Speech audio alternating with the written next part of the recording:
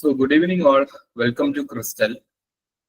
ഞാനിവിടെ screen share ചെയ്തിട്ടുണ്ട്. Hope it is visible to you. If it is visible, just do comment in the chat box. കാണാൻ പറ്റുന്നുണ്ടെങ്കിൽ എന്റെ voice clear ആണ് എന്നുണ്ടെങ്കിൽ please do message in the chat box so that I can understand I'm properly clear to you and we can proceed then.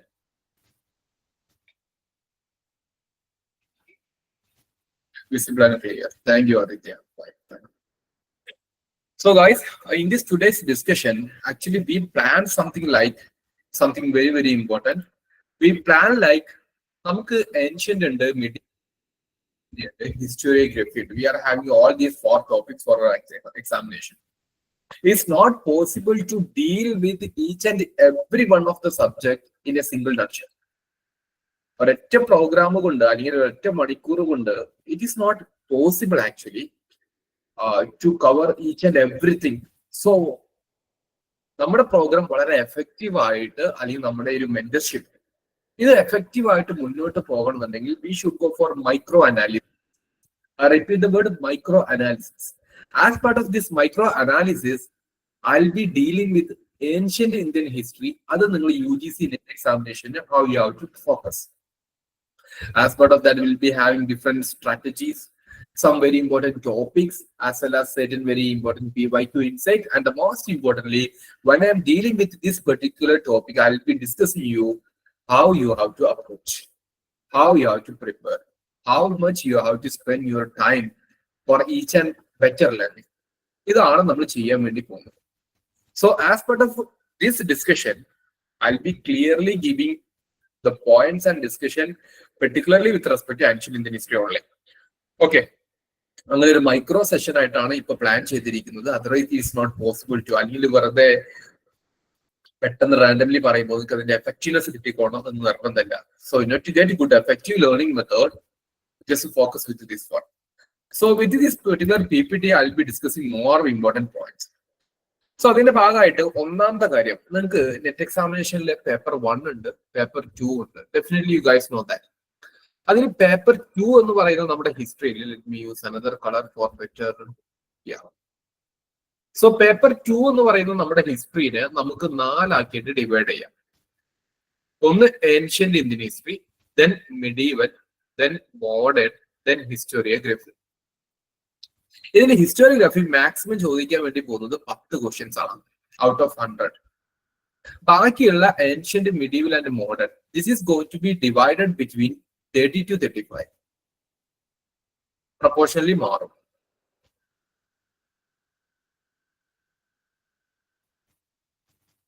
This is approach that you can understand. So all these 3 units have similar importance. ഇതാണ് നിങ്ങൾ first എടുക്കേണ്ട point. പല കുട്ടികൾക്കും പലപ്പോഴായിട്ട് there will be having certain confusion that sir, net examination which topic, from which topic there we can expect more number of questions, right? So the point is that ancient and medieval and modern Indian history, you will be having 30 questions to 35 questions with a certain slight variation like 31 here, 29, such kind of variations.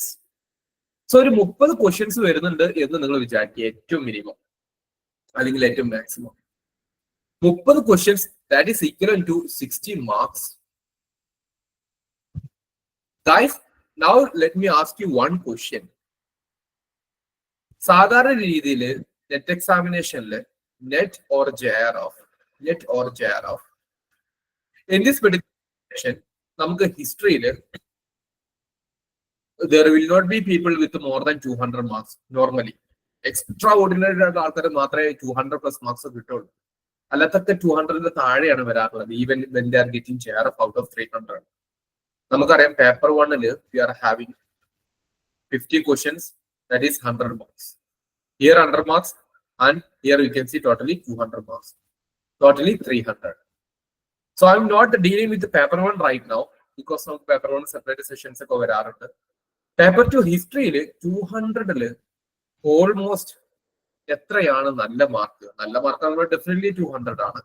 ഒരു ആസ്പിരന്റിന്, as a student, as a candidate for this particular examination, what you think guys, how much one student can attain or get that maximum? എത്ര കിട്ടും? അതാണ് നമ്മൾ ഇന്നത്തെ സെഷന്റെ ഏറ്റവും പ്രധാനപ്പെട്ട ഒരു ഇൻസൈറ്റ്. അത് നിങ്ങൾക്ക് ക്ലിയർ ആണെന്നുണ്ടെങ്കിൽ your approach and learning process will be good and clear. So guess time, guys, is very important. Guess time. You have to guess like. My question is very simple. Out of these 200 marks maximum in the paper 2, what will be a decent mark one student should get in order to clear NET or JRF? That is my question. If my question is clear to you, it's a guesswork time. You can comment your own. Shahala, very good. One of the very important decent mark is 120. That is great. Great. Okay. Then Aishwarya 100. That's also good thing. Amrita 100. Others. Give me more comments so that I can discuss more. Akina 120, right? Okay, fine. So if I am going to tell you the exact reality, on an average, one student should get between 100 and 120. 100 and 120, between of that one. 100 is a pretty decent one. 120 is a good, very good score. Why? That's my point. If that is going to be clear for you, your learning process and exam approach will be very easier. Say like you are getting 100 marks in paper 2. And you are getting, in paper 1, you are getting around 60 marks. Totally 160 marks out of 300, right? Similarly, if you are getting 120 here and again 60 mark here, it's 180. That's the difference. So increasing marks in paper 2, that's a case study here. Similarly, you can think in another situation. നിങ്ങൾക്ക് വേറൊരു മെത്തേഡിലൂടെ ഇത് ചിന്തിക്കാം. ഇവിടെ നിങ്ങൾക്ക് 100 itself, but you are having 80 here. But here you are going to get only 110 and you are getting 70 or 80 here. It will be around 170 or 180. It is 180. So paper 1 also has equivalent importance. That's my point. But know that out of 200 for your paper 2, you should get at least 110 marks minimum. Clear NET or JRF, that which you are going to aspire for. 200 mark നിങ്ങൾക്ക് paper 2 ഉണ്ടെന്നുണ്ടെങ്കിൽ അതിൽ 110 mark ഇങ്ങനെ കിട്ടണം. 110 marks equal to 110 marks equal to that is 55 questions. 55 questions. Now apply this 55 into this particular division. In which ancient നിന്ന് നിങ്ങൾക്ക് ഒരു 30 question, medieval നിന്ന് ഒരു 30 question, modern നിന്ന് ഒരു 30 question, ഹിസ്റ്റോറിയോഗ്രാഫിൽ നിന്ന് 10 question. ഇങ്ങനെയാണ് ചോദിക്കുന്നത്. അപ്പൊ ഇത് ഈ 100 ചോദ്യത്തിൽ നിങ്ങൾക്ക് ആകെ 55 questions ശരിയായാലും മതി. Getting my point. 55 questions നിങ്ങൾക്ക് ശരിയായി കഴിഞ്ഞാൽ നിങ്ങൾക്ക് ഒരു 110 മാർക്സ് കിട്ടും. അതിലോട്ടൊരു 70-80 മാർക്സ് പേപ്പർ 1 കൂടെ കിട്ടുകയാണെന്നുണ്ടെങ്കിൽ ഡെഫിനറ്റ്ലി ഇത് ക്ലിയറിംഗ് ചെയ്യണം. അപ്പൊ നമ്മുടെ അറ്റംപ്റ്റ് എന്തായിരിക്കണം? 55 എന്നുള്ളത് ജസ്റ്റ് ഇൻക്രീസ് ഇൻറ്റു 60. നമ്മുടെ ഏറ്റവും മിനിമം ടാർഗറ്റ് ഞാൻ പറയുന്നത് it's A very minimum target will be saying that 60 here paper 2 and 80 there. So what will be the total mark? 200. So if you are getting 200 out of 300, definitely will be in the list of JRF. അപ്പോൾ 60 mark നമുക്ക് ഹിസ്റ്ററിന്ന് clear ചെയ്യേണ്ടതുള്ളൂ. But unfortunately, and the most sad part, especially in the last examination, many of the students, even once they cleared NET in the before examination, they even not able to clear the last examination. That much tougher was the last examination held in June 2025 sector. June 2025 examinationil നടന്നിട്ടുണ്ടായിരുന്ന examination that much അത് വളരെ tough ആയിരുന്നു എന്നുള്ളത് കൊണ്ട് അതിന് മുമ്പൊക്കെ net കിട്ടിയിരുന്ന ആൾക്കാർ, PhD only കിട്ടിയിരുന്ന ആൾക്കാർക്ക് പോലും അത് ക്ലിയർ ആയി പറ്റിയിട്ടുണ്ടായിരുന്നില്ല. സോ ഡിയർ സ്റ്റുഡൻസ്, നിങ്ങൾ ഒരിക്കലും എക്സാമിനേഷൻ ഈസി ആകും എന്ന് വിചാരിച്ച് പഠിക്കരുത്. നിങ്ങൾ പഠിക്കേണ്ട approach, your learning approach should be that I will B definitely clearing or scoring 60 questions, that is equivalent to 120 marks in paper 2 and around 80 marks in paper 1, definitely securing my position in the JRF list. That should be your approach. ഇതാണ് നിങ്ങളുടെ learning vision. അതിനുവേണ്ടി നമുക്ക് ഈ ancient ഇന്ത്യയെ എങ്ങനെ മാറ്റിയെടുക്കാം എന്നുള്ളതാണ് ഞാൻ ഡിസ്കസ് ചെയ്യാൻ വേണ്ടി പോകുന്നത്. This is a introduction to today's my topic. His the introduction is clear to you? ഞാൻ അതിന്റെ റെലവൻസ് കൂടെ പറഞ്ഞു തന്നിരിക്കുന്നത്. എക്സാമിനേഷൻ പെർസ്പെക്റ്റീവിലുള്ള റെലവൻസ് ആണ് ഞാൻ 10 മിനിറ്റ് ആയിട്ട് സംസാരിച്ചത്. Is that clear to you, or you want me to repeat again? I want a response from each and every one of you. എങ്കിൽ മാത്രമേ ഞാൻ പറയുന്ന കാര്യങ്ങൾ നിങ്ങൾക്ക് മനസ്സിലാകുന്നു എനിക്ക് വിശ്വസിക്കാൻ പറ്റുള്ളൂ. ഇല്ലെങ്കിൽ ഞാൻ നിങ്ങൾ ചുമ്മാ അവിടെ പറഞ്ഞിട്ട് കാര്യമൊന്നുമില്ല. So give me your comments so that I can proceed accordingly. Okay. Yeah, fine. Now, that is the first point. Around 30 to 35 questions will be from ancient India itself. Now, the second point is that definitely you guys know what we have to learn from ancient Indian history. അല്ലെ, എന്തൊക്കെ നമുക്ക് പഠിക്കാനുണ്ട് എന്നുള്ളത്. അതിൽ socio political history ഉണ്ട്, economic history ഉണ്ട്, social history ഉണ്ട്, cultural religious history ഉണ്ട്. ഇത് മാത്രമല്ല, we are having more important topics like settle very important personalities. NET എക്സാമിനേഷനിൽ ഏറ്റവും കൂടുതൽ ഹൈ വെയിറ്റേജ്, ഈക്വലി ഏറ്റവും ടഫ് ആയിട്ടുള്ള portion. Note this point guys. നിങ്ങൾ എക്സാമിനേഷൻ ആദ്യമായിട്ട് എഴുതാൻ പോകുന്ന ആൾക്കാരാണെങ്കിലും മൾട്ടിപ്പിൾ അറ്റംപ്റ്റ്സ് കൊടുത്തിട്ടുള്ള ആൾക്കാരാണെങ്കിലും, note this particular point for your examination there is no factual question. Than factual question നിങ്ങൾ മനസ്സിലാക്കി വെക്കേണ്ട types of areas that you have to understand that is based on personalities as well as literature. ഇത് രണ്ടാണ് ഏറ്റവും കൂടുതൽ weightage ഉള്ള area. അതാണ് ഇവിടെ തേർഡ് പോയിന്റ് ആക്കി കൊടുത്തിരിക്കുന്നത്. What you mean by personalities? Definitely in the ancient history of India, we are having many kings. Examples. Drop yourself, guys. നിങ്ങൾ ഡ്രോപ്പ് ചെയ്യും, നിങ്ങൾക്ക് അറിയാവുന്ന ആൾക്കാരല്ലേ.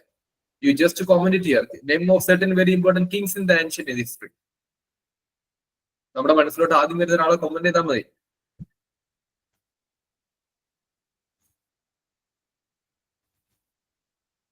Yeah, definitely Ashoka is there, അല്ലെ? Similarly, Mauryan rulers നമ്മുടെ മനസ്സിൽ വരും. ഹര്യങ്ക ഡൈനാസ്റ്റിയിലെ ബിംബിസാരൻ കൂട്ടർക്ക് വരും.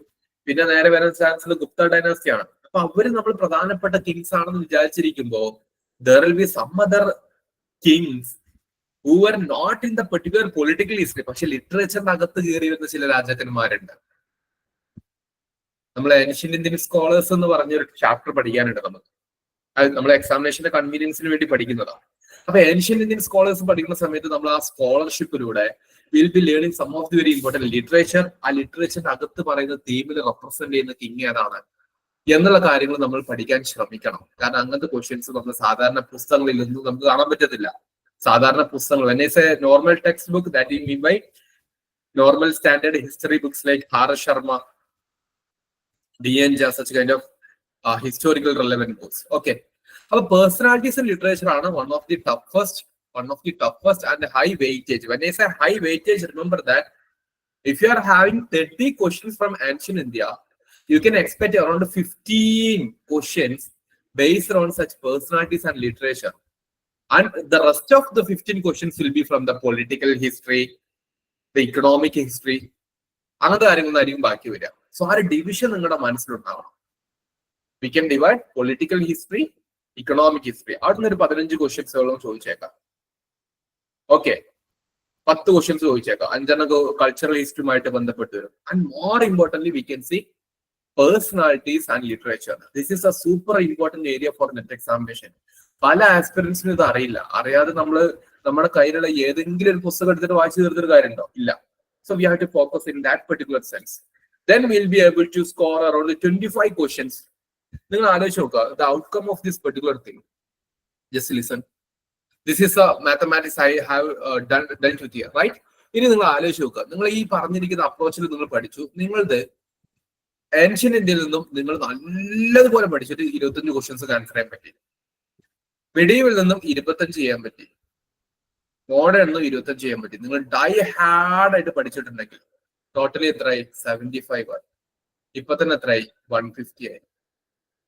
ഇനി നിങ്ങൾക്ക് പേപ്പർ 1 കിട്ടിയതോ 60 മാർക്കാണെങ്കിൽ തന്നെ നിങ്ങൾ JRF ക്ലിയർ ചെയ്തു. ഇനി വേണ്ട, സെയിം കേസ് 20 എടുത്ത് നോക്കിക്കേ. അപ്പൊ തന്നെ എന്തായി? 120 ആയി. എന്നിട്ട് അതിലോട്ടൊരു 60യോ അല്ലെങ്കിൽ 80യോ കിട്ടുമ്പോ നെറ്റ് JRF നിങ്ങൾക്ക് കിട്ടുകയും ചെയ്യും. So this is the approach you have to focus. നിങ്ങൾ പഠിക്കുമ്പോൾ ശ്രദ്ധിക്കേണ്ട ഏറ്റവും പ്രധാനപ്പെട്ട കാര്യം, ഞാൻ പഠിക്കുന്നത് എക്സാമിനേഷനിൽ ഒരു ക്വസ്റ്റ്യൻ ചോദിച്ചു കഴിഞ്ഞാൽ എനിക്ക് ആൻസർ ചെയ്യാൻ പറ്റുന്ന രൂപത്തിലാണോ അല്ലേ, ഈ ഒരൊറ്റ ചോദ്യമാണ് നിങ്ങൾ ചോദിക്കേണ്ടത്. അതിൽ ആൻഷ്യൻ ഇന്ത്യക്ക് വലിയ റെലവൻസ് ഉണ്ട്, ആൻഷ്യൻ ഇന്ത്യക്ക് നല്ല റെലവൻസ് ഉണ്ട്. ഓക്കെ, സ്ക്രീൻ നോട്ട് വിസിബിൾ ആണോ?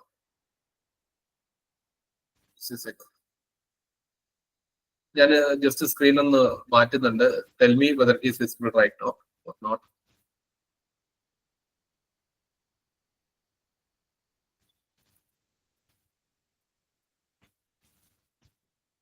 I think the same screen, right? Let's solve that. Let me reshare the presentation. Tell me guys now whether the screen you feel like I just changed the page. And page change it. Okay, so I was just telling that just looking to the above write-up that I made here.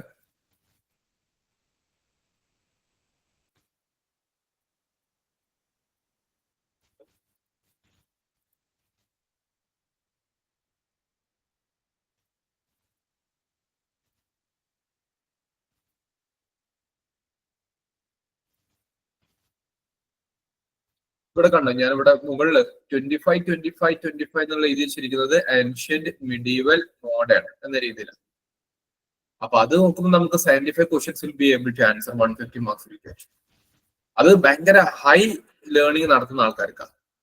എന്നാലും medium level of learning നടത്തുന്ന ആൾക്കാർക്കാണെങ്കിൽ പോലും ഇത് ചെയ്യാൻ വേണ്ടി പറ്റണം, എങ്കിലേ നിങ്ങൾക്ക് net examination clear ചെയ്യാൻ പറ്റുള്ളൂ. Otherwise you will feel like sir ഒരുപാട് അറ്റംപ്റ്റ് കൊടുത്തു, അൺഫോർച്ചുനേറ്റ്ലി ഇപ്രാവശ്യം കിട്ടിയിട്ടില്ല എന്ന് പറയും. അപ്പൊ അങ്ങനെ കിട്ടാത്ത ആൾക്കാർ ശ്രദ്ധിക്കേണ്ട ഏറ്റവും പ്രധാനപ്പെട്ട കാര്യമാണ്, നിങ്ങളുടെ ലേണിംഗ് അപ്രോച്ച് ചെയ്യുമ്പോൾ you have to remember this one. ഏൻഷ്യന്റിൽ നിന്ന് 30 ക്വസ്റ്റ്യൻ ആണ് ടോട്ടലി ചോദിക്കുന്നത്. ഐ റിപ്പീറ്റ്, 30 ക്വസ്റ്റ്യൻ ആണ് ടോട്ടലി ചോദിക്കുന്നത്.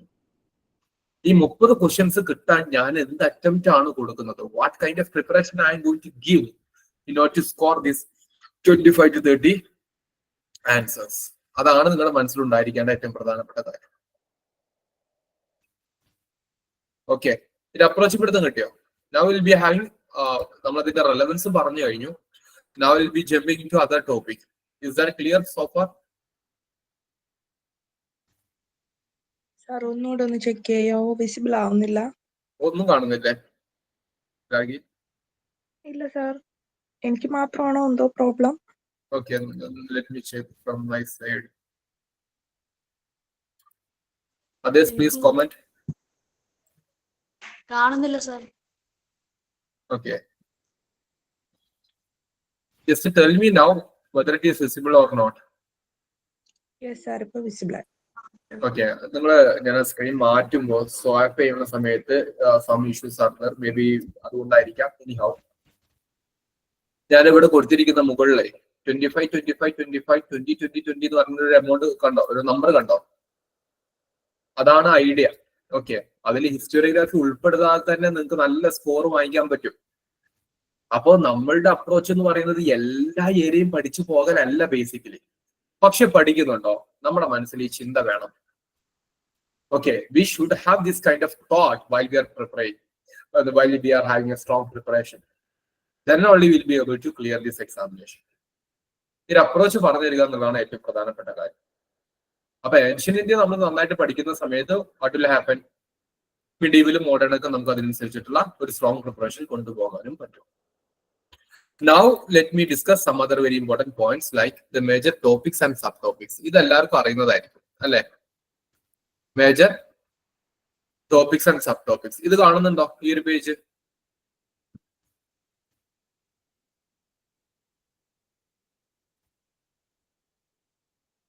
Okay, yeah, thank you. Okay, fine. ഇതില് നിങ്ങൾക്ക് എല്ലാവർക്കും അറിയുന്ന ടോപ്പിക്സ് ആണ്. പക്ഷെ ഈ ടോപ്പിക്സ് ഇങ്ങനെ പഠിച്ചുകൊണ്ട് കാര്യമുണ്ടോ? നമ്മൾ വെറുതെ ടോപ്പിക്കിന്റെ എണ്ണം വെച്ച് പഠിച്ചിട്ട് കാര്യമില്ല. എന്ത് അപ്രോച്ച് വേണമെന്നുള്ളത് ഞാൻ വഴിയെ പറഞ്ഞുതരാം. അപ്പൊ അതിന്റെ മുന്നോടിയായിട്ട് നമുക്ക് ടോപ്പിക്ക് ജസ്റ്റ് ഒന്ന് പറഞ്ഞു നോക്കാം. വെറും 5 സെക്കൻഡ് കൊണ്ട് പറയാൻ പോവാണ്. ടോട്ടലി നമുക്ക് 10ഓളം യൂണിറ്റ് ആക്കി ഡിവൈഡ് ചെയ്യാൻ വേണ്ടി പറ്റും. Pre historic, Indus Valley, Vedic age, Mahajanapadas, Mauryan empire, post Mauryan, Gupta, post ഗുപ്തയിലെ ഹർഷവർദ്ധൻ, ഏൻഷ്യന്റ് ഇന്ത്യയിലെ പ്രധാനപ്പെട്ട ലിറ്ററേച്ചറുകൾ, ഫോറിൻ അക്കൗണ്ട്. ഇത്രയും കാര്യങ്ങളാണ് അവിടെ കൊടുത്തിരിക്കുന്നത് അല്ലെ? ഇതൊക്കെ നമ്മൾ എന്ത് ചെയ്യുന്നുണ്ട്? സ്ഥിരമായിട്ട് നമ്മൾ കേൾക്കുകയും നമുക്ക് ഇത് പലപ്പോഴായിട്ട് അറിയുന്നതാണ്. During from graduation, post graduation, we are very much aware of these very important topics as well. Now what should be our approach? അതാണ് ഏറ്റവും പ്രധാനപ്പെട്ട കാര്യം.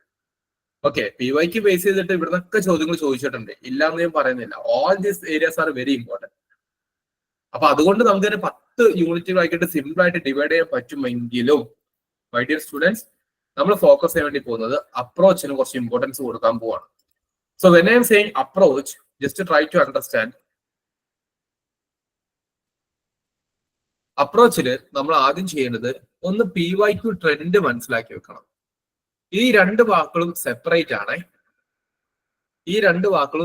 ആണ്. Why I'm saying separate? അത് നിങ്ങൾക്ക് എക്സാം എഴുതിയവർക്ക് മനസ്സിലായിട്ടുണ്ടാവും. Guys, just tell me how many of you actually appeared for June 2025 cycle examination? Chat ബോക്സിൽ ഒന്ന് കമന്റ് ചെയ്യും. എത്ര പേര് നിങ്ങൾ ജൂൺ 2025 എക്സാമിനേഷനിൽ അപ്പിയർ ചെയ്തിട്ടുണ്ട്?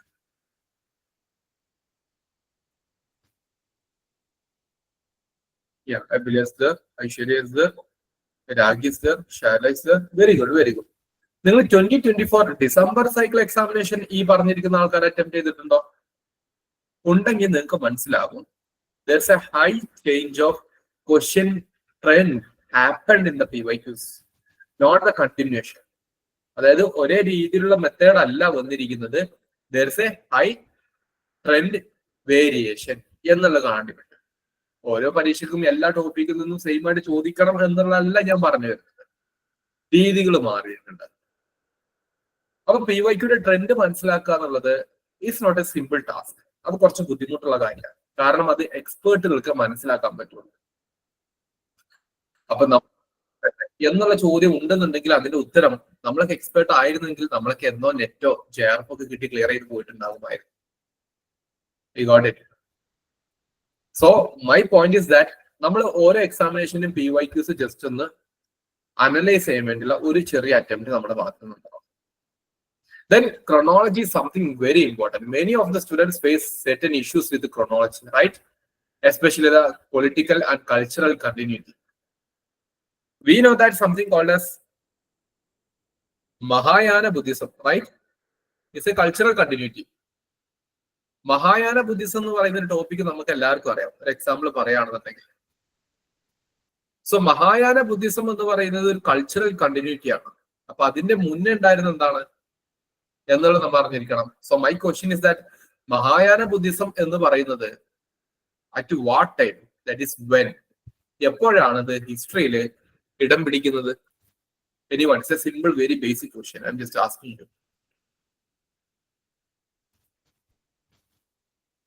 നിങ്ങൾ പറ.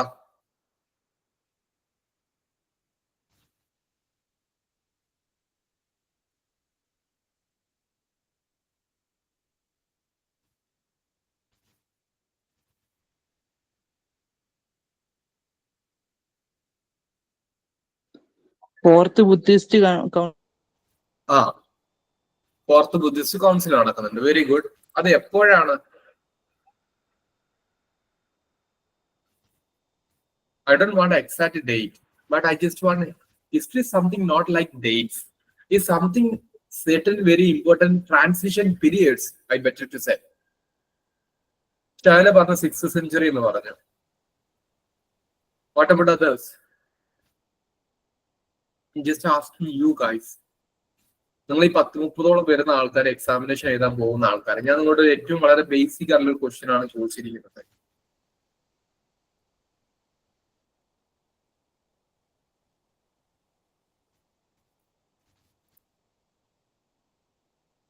നിങ്ങൾ പറ, കമോൺ.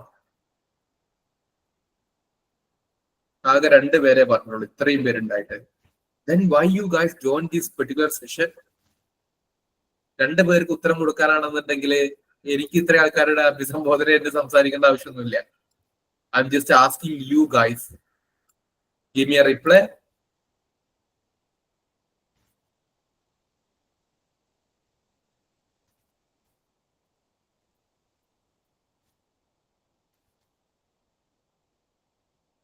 എനിക്ക് എന്തെങ്കിലും ടെക്നിക്കൽ ഇഷ്യൂ ഉണ്ടോന്ന് അറിയില്ല. I'm not receiving your message. Aditya mentioned like during the period of Kanishka. So it's around post-Mauryan period, simply saying. Okay, I just don't want everyone's answer. കാരണം successful ആകാൻ പോകുന്ന ആൾക്കാര് എന്തായാലും ഉത്തരം പറയുന്ന എനിക്കറിയാം. അല്ലാത്തവർ ഇങ്ങനെ ബാക്കിയുള്ളവർ പറയട്ടെ എന്ന് വിചാരിച്ചിരിക്കും ചെയ്യും. That's a different approach and the attitude of the students. Okay. So I'm just saying that it's a post-Mauryan period. So post-Mauryan period lo ഒരുപാട് cultural continuity ചെയ്തു വരുന്നുണ്ട്. Even in Buddhism, even in Jainism. So we have to understand the chronological things or transitions of these things. This is something very important. ഇത് ഭയങ്കര important ആണ്. ഇത് പലപ്പോഴും students എന്ത് ചെയ്യാറില്ല, വേണ്ടതുപോലെ റിലവൻസ് കൊടുക്കാറില്ല. അങ്ങനെ ആകരുത് എന്നുള്ളതാണ് ഇതിന്റെ ഒരു പ്രധാനപ്പെട്ട point. Okay, so I M saying, ഒന്ന് നിങ്ങൾ PYQs വേണം. പിന്നെ പ്രധാനപ്പെട്ട ഒരു കാര്യം നിങ്ങൾ ചെയ്യേണ്ടത്, that is with respect to this one, അത് ക്രോണോളജിക്കൽ ആയിട്ടുള്ള പീരിയഡുകളുടെ അണ്ടർസ്റ്റാൻഡിങ് വേണം എന്നുള്ളതാണ്. അത് ഇല്ലാതെ നമ്മൾ എത്ര പഠിച്ചിട്ട് കാര്യമില്ല എന്നുള്ളതാണ്. ഓക്കെ, അടുത്തൊരു പ്രധാനപ്പെട്ട കാര്യമാണ് നമുക്ക് കമ്പാരിറ്റീവ് സ്റ്റഡി നടത്താൻ വേണ്ടി പറ്റണം. This is also something very very important. ഞാൻ നിങ്ങളോട് സിമ്പിൾ ക്വസ്റ്റ്യൻ വീണ്ടും ചോദിക്കുകയാണ്, give me an answer. Which empire is the most famous empire having the vast lands of administration? The largest area of administration ഉണ്ടായിരുന്നത് ഏത് Empire ആണ്? താഴെ പറയുന്നത് options: Mauryan empire, Gupta empire, Mughal Empire.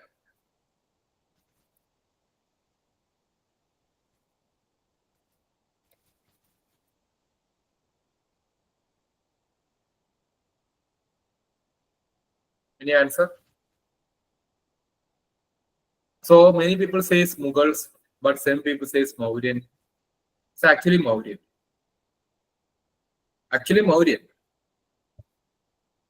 Mauryan. അത് പഠിക്കാനുള്ള logic is something very simple. Mauryan എംപയറിലെ ആകെ exception എന്ന് പറയുന്നത് സംഘം ടെറിട്ടറിയുടെ south India, eastern part of India, അത്ര ഉണ്ടായിരുന്നു. ബാക്കി എല്ലാം അവരുടെ കീഴിലായിരുന്നു. But that was not the case with respect to whom? Mughals. Mughals പല സ്ഥലത്തും ഉണ്ടായിരുന്നില്ല. ഓക്കെ, സോ ആ രീതിയിൽ നമ്മൾ മനസ്സിലാക്കിയിട്ട് എന്താണ് പഠിക്കാൻ വേണ്ടി പറ്റുന്നത്. ക്ലിയർ? അപ്പൊ ഇങ്ങനത്തെ ഒരു കമ്പാരിറ്റീവ് ഐഡിയ നമുക്ക് വേണം. Similarly I am asking you, Mauryan empire ഉണ്ട്, ഗുപ്ത എംപയർ ഉണ്ട്. Which one was more decentralized political system? We are having Mauryan Empire, we are having Gupta Empire. Which one is more decentralized system of political system? I'm just asking you guys, so give me an answer. ഞാൻ നിങ്ങൾ ചോദ്യം ചോദിക്കുന്നത് അയ്യോ ഇതൊന്നും കിട്ടില്ല എന്ന് വിചാരിച്ചിട്ടല്ല. ഇതൊക്കെ വളരെ ബേസിക് ആയിട്ടുള്ള കോൺസെപ്റ്റ് ആണ്. Okay, many students commented that Mauryan. Unfortunately നിങ്ങൾക്ക് അതിന്റെ തീം മനസ്സിലായിട്ടില്ല എന്ന് ഞാൻ പറയത്തുള്ളൂ. ഡീസെൻട്രലൈസേഷൻ എന്ന് പറഞ്ഞു കഴിഞ്ഞാൽ ഉദ്ദേശിക്കുന്നത് എന്താണ്? ആ എംപയറിന്റെ രാജാവിന്റെ കയ്യിൽ എന്തില്ല, കൂടുതൽ പവർ ഇല്ല, പവർ കൂടുതൽ താഴേക്കിടയിലോട്ടുള്ള ആൾക്കാരുടെ അടുത്താണ് എന്ന് പറയുന്നതാണ് ഡീസെൻട്രലൈസേഷൻ എന്ന് വിളിക്കുന്നത്. Decentralisation was one of the very important feature of Gupta empire because of rising feudalism. അതുകൊണ്ടാണ് ഗുപ്ത കാലഘട്ടം മുതൽക്ക് നമ്മൾ സാമന്ത സിസ്റ്റം പഠിക്കുന്നത്, അന്തർ സിസ്റ്റത്തെ കുറിച്ച് നമ്മൾ പഠിക്കാത്തത് in the period of Mauryan empire. അങ്ങനെ ലിങ്കേജ് ഉണ്ടെന്നേ. ആ ഒരു കോൺസെപ്റ്റൽ ക്ലാരിറ്റിയോട് കൂടെ വേണം നമ്മൾ ഓരോ കാര്യങ്ങൾ പഠിച്ചെടുക്കാൻ. അല്ലെങ്കിൽ എന്ത് സംഭവിക്കും? പരീക്ഷയ്ക്ക് കോൺസെപ്റ്റൽ ക്വസ്റ്റ്യൻസ് ചോദിച്ചാൽ നിങ്ങൾക്ക് കിട്ടില്ല. You might have learned many things, പക്ഷെ that should not be the case of your competitive exam learning. Competitive exam ലേണിംഗിന് നെറ്റ് എക്സാമിനേഷൻ നിങ്ങൾ ക്ലിയർ ചെയ്യാൻ വേണ്ടി നിങ്ങൾ പഠിക്കുന്ന സമയത്ത് നിങ്ങൾക്ക് അത് എന്തിനാണ് പഠിക്കുന്നത് എന്നുള്ള ക്ലാരിറ്റി വേണം. ഈ ക്ലാരിറ്റി ഇല്ലാതെ നിങ്ങൾ ക്ലാസ് റൂമിൽ ഇരിക്കുകയോ ഏതെങ്കിലും ഒരു പുസ്തകം എടുത്ത് വായിക്കുകയോ ഒക്കെ ചെയ്തിട്ട് നിങ്ങൾ പരീക്ഷയ്ക്ക് പോകുമ്പോൾ എന്താ സംഭവിക്കുക അറിയോ? നിങ്ങൾ വായിച്ചതിൽ നിന്നും അല്ലാത്തൊരു ചോദ്യം ചോദിച്ചു കഴിഞ്ഞാൽ നിങ്ങളെ കൊണ്ട് ആൻസർ ചെയ്യാൻ പറ്റില്ല. You won't be able to think, you won't be able to apply your logic, but that should not be the case. അങ്ങനത്തെ പ്രശ്നം വന്നതുകൊണ്ടാണ് 2025 ജൂൺ 2025 എക്സാമിനേഷൻ അത് മോർ ടഫർ ആണ് എന്ന് പല സ്റ്റുഡൻസിനും തോന്നിയത്. You should be able to think, apply ചെയ്യാൻ പറ്റണം, കോറിലേറ്റ് ചെയ്യാൻ വേണ്ടി പറ്റണം. അതല്ലാത്തവര് നമ്മൾ എത്ര ഹിസ്റ്ററിയിലെ യൂണിവേഴ്സിറ്റി ടോപ്പർ ആണെന്ന് പറഞ്ഞ കാര്യമില്ല, you won't be getting JRF or NET. So your learning approach should be something different in the competitive examination manner itself. ആ രീതിയിൽ തന്നെയാകണം നിങ്ങൾ പഠിച്ചു പോകേണ്ടത്. You are getting my point, what I'm trying to tell you.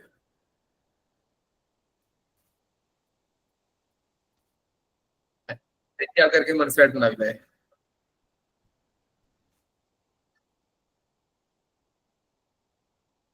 Yeah, fine. Okay. Now, you guys know different sources are there. There will be many people who started with the NCERT textbook, IGNOU book, R.S. Sharma, Romila Thapar, D.N. Jha, and the most famous part, Bhupinder Singh. Everything can be done for ancient Indian history. But it's not necessary to read everything. It is also not possible. നമ്മൾ എല്ലാ പുസ്തകങ്ങളും വായിച്ചിട്ട് പരീക്ഷ എഴുതുക എന്ന് പറയുന്നത് possible ആയിട്ടുള്ള കാര്യമില്ല. അതുകൊണ്ട് നിങ്ങൾ ആലോചിച്ച് നോക്കുക. അപ്പൊ അവിടെ നമ്മൾ ചെയ്യേണ്ട എന്താണ്? നമ്മൾ ഒരു സിംഗിൾ സോഴ്സിനെ ഡിപ്പെൻഡ് ചെയ്യാൻ വേണ്ടി ശ്രമിക്കുക എന്നുള്ളതാണ്. For your sake of a better preparation, ക്രിസ്റ്റലിന്റെ I be showing certain very important books that is along with me right now. That's why I'm showing. Okay, എന്റെ കയ്യിലുണ്ട് എന്നുള്ളത് കൊണ്ട് ഞാൻ കാണിച്ചു തരാം. It's a 3-volume book, volume 1, 2, 3. Okay. This is modern India, this is medieval India, and this is purely ancient India. Comment please. How many of you have this book with you? നിങ്ങൾ എത്ര പേരുടെ കയ്യിൽ ഈ പുസ്തകം ഉണ്ട്? I think many of the students have, right? ക്രിസ്റ്റലിന് join ചെയ്തിരിക്കുന്ന എല്ലാ സ്റ്റുഡൻസിന്റെ കയ്യിലും ഈ പുസ്തകം ഉണ്ടായിരിക്കും. ഓക്കെ, അപ്പൊ ഈ പുസ്തകത്തില് നിങ്ങളുടെ സിലബസിന്റെ അടിസ്ഥാനത്തിൽ ഡിവൈഡ് ചെയ്തിരിക്കുന്ന ഒരു സിംഗിൾ സോഴ്സ് ആണത്.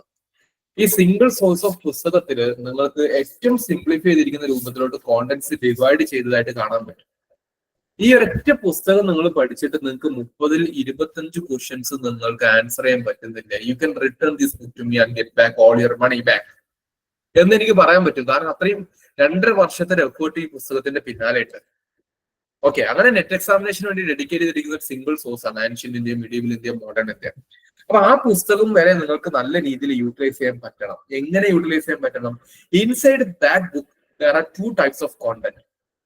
ഒന്ന് basic information, another one exam specific എന്ന് പറഞ്ഞിട്ടുള്ള കുറച്ച് അഡ്വാൻസ്ഡ് ലേണിംഗ്. ഇത് രണ്ടും നിങ്ങൾക്ക് പ്രോപ്പർലി ലിങ്ക് ചെയ്ത് മനസ്സിലാക്കി പഠിക്കാൻ പറ്റുന്നുണ്ടോ? You can score many marks. ഒരു ക്ലാസിന്റെ കൂടെ ഈ ബുക്ക് കൂടെ നിങ്ങൾക്ക് വായിക്കാൻ പറ്റുകയാണെങ്കിൽ that will be sufficient. And these 3 books will be your all wealth for your history career. History എന്ന് പറയുന്ന ഒരു സബ്ജക്ട് നിങ്ങൾ കരിയറാക്കി മുന്നോട്ട് കൊണ്ടുപോകും.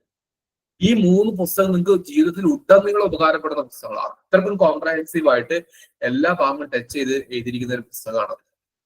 അപ്പൊ അത് എങ്ങനെ വായിക്കണം എന്നുള്ളത് പലപ്പോഴായിട്ട് ഞാൻ ക്ലാസ്സിൽ പറയാറുണ്ട്. അപ്പൊ ഞാൻ പറയുന്നത്, നിങ്ങൾ ഒരിക്കലും പോയിട്ട് ഈ പുസ്തകം ചുമ്മാ എടുത്ത് അങ്ങ് വായിക്കരുത്. That should not be the case of reading. അതിൽ ഫസ്റ്റ് എന്താണ് നിങ്ങൾ ചെയ്യേണ്ടത്? ഫസ്റ്റ് നിങ്ങൾ ക്ലാസ് കേൾക്കുക. ഞാൻ തന്നെ പഠിപ്പിച്ചിരിക്കുന്ന, അതുപോലെ നമ്മുടെ ഫാത്തിമ മിസ്സും പല ടീച്ചർമാരും നിങ്ങൾ പഠിപ്പിച്ചിരിക്കുന്ന ഒരുപാട് ഇൻഫോർമേഷൻ ഉണ്ട്. അപ്പൊ ആ പഠിപ്പിച്ചിരിക്കുന്ന ഇൻഫർമേഷൻ കേട്ടതിന് ശേഷം കറസ്പോണ്ടിങ് ചാപ്റ്റർ നിങ്ങൾ വായിച്ചു നോക്കുകയും that will be sufficient guys. അത് മതി. It's not about accumulating millions of knowledge. It's but instead of using the thousands of knowledge into your answers, നിങ്ങളുടെ ആൻസേഴ്സിലോട്ട് ഒരു നിങ്ങൾ മില്യൺസ് പഠിക്കുന്നതിനേക്കാൾ കൂടുതൽ അറിയുന്ന 1000 കണക്ട് ചെയ്യുക എന്നുള്ളതാണ് പ്രിപ്പറേഷൻ. അപ്പൊ അത് മനസ്സിലാക്കിയിട്ട് ഈ റിസോഴ്സുകൾ ലിമിറ്റ് ചെയ്തിട്ട് നിങ്ങൾ പ്രിപ്പറേഷൻ കൊണ്ടുപോകാൻ നിങ്ങൾക്ക് പറ്റണം. ഇനി അതിന്റെ ഭാഗമായിട്ട് നിങ്ങൾ ചെയ്യേണ്ട ഏറ്റവും പ്രധാനപ്പെട്ട കാര്യമാണ് ഇനി പറയാൻ വേണ്ടി പോകുന്നത്. Just listen very carefully. ഞാൻ കഴിഞ്ഞ ദിവസം പേപ്പർ 1-ന് മെന്റർഷിപ്പ് എടുത്ത സമയത്ത് റിവേഴ്സ് ലേണിംഗ് മെത്തേഡ് എന്ന് പറയുന്ന ഒരു മെത്തേഡിനെ കുറിച്ച് പറഞ്ഞിട്ടുണ്ടായിരുന്നു. So I will B have A brief discussion what is reverse learning method എന്നുള്ള കാര്യം. ഓക്കെ, ഞാൻ ജസ്റ്റ് എന്ത് ചെയ്യാം, ഒന്ന് ഇൻഫർമേഷൻ പറഞ്ഞുതരാം. സോ റിവേഴ്സ് ലേണിംഗ് മെത്തേഡ് എന്ന് പറയുന്ന സമയത്ത് ഇത്രയേ ഉള്ളൂ. ഞാൻ നിങ്ങൾക്ക് ഒരു ലിസ്റ്റ് ഓഫ് ടോപ്പിക് കാണിച്ചെന്നില്ലേ, നമ്മുടെ സബ് ടോപ്പിക്കുകൾ കാണിച്ചെന്നല്ലോ. ആ സബ് ടോപ്പിക്കുകൾ ഇത് വെച്ചിട്ട് നിങ്ങൾക്ക് ആ ഓരോ ടോപ്പിക്കിൽ നിന്നും ക്വസ്റ്റ്യൻസ് ചെയ്യുന്ന സമയത്ത് എത്രണ്ണം ശരിയാകുന്നുണ്ട്, എത്രണ്ണം തെറ്റുന്നുണ്ട്. So from questions you are trying to understand yourself, how much you are capable to do, how much you are capable to answer. പറ്റുന്നില്ലേ, നിങ്ങളുടെ കോൺസെപ്റ്റ് തെറ്റാണ്. അതാണ് പ്രശ്നം. ഓക്കെ, സോ പറ്റുന്നില്ലെങ്കിൽ നിങ്ങളുടെ കോൺസെപ്റ്റ് തെറ്റാണെന്നുള്ള കാര്യം മനസ്സിലാക്കി വെക്കുക. സോ അങ്ങനെ ആ രീതിയിൽ നിങ്ങൾക്ക് നിങ്ങളുടെ ഒരു ലേണിംഗ് സിസ്റ്റം മുന്നോട്ട് കൊണ്ടുപോകാൻ വേണ്ടി പറ്റും. അതിനൊരു എക്സാമ്പിൾ കൂടെ ഞാൻ കാണിച്ചു തരാം. നമുക്കൊരു എക്സാമ്പിളിലോട്ട് പോകാം. ഈ ഒരു ക്വസ്റ്റ്യൻ നോക്കിക്കേ, ഇതിന് ആൻസർ ചെയ്യാൻ പറ്റുന്നവരെന്ന് പറഞ്ഞു. Of the screen is visible right now. ഒരു സാമ്പിൾ PYQ ഞാൻ ഇവിടെ കൊടുത്തിട്ടുണ്ട്, ഫാക്ട് ബേസ് ചെയ്തിരിക്കുന്ന കാറ്റഗറിയിൽ നിന്നും. Who among the following is the author of Mudra Rakshasa? It's a basic question.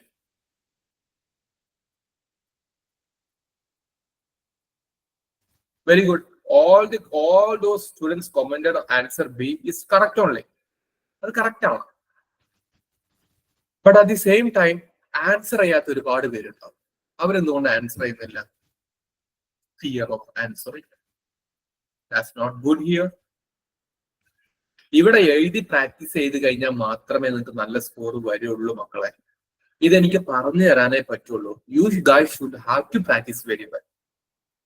നിങ്ങൾ പ്രാക്ടീസ് ചെയ്യാതെ നിങ്ങൾ ഒരുപാട് പാണ്ഡിത്യം പഠിച്ചിട്ട് ഓരോ നെറ്റ് എക്സാമിനേഷൻ കഴിഞ്ഞിട്ട് വീട്ടുകാരുടെ മുമ്പിൽ കിട്ടിയില്ലമ്മ, അമ്മ അടുത്ത പ്രാവശ്യം നോക്കാം, അമ്മ ഞാൻ പഠിച്ചത് ശരിയായില്ല എന്ന് പറഞ്ഞിട്ട് വല്ല കാര്യമുണ്ടോ? No, you cannot blame your parents. You can blame only yourself.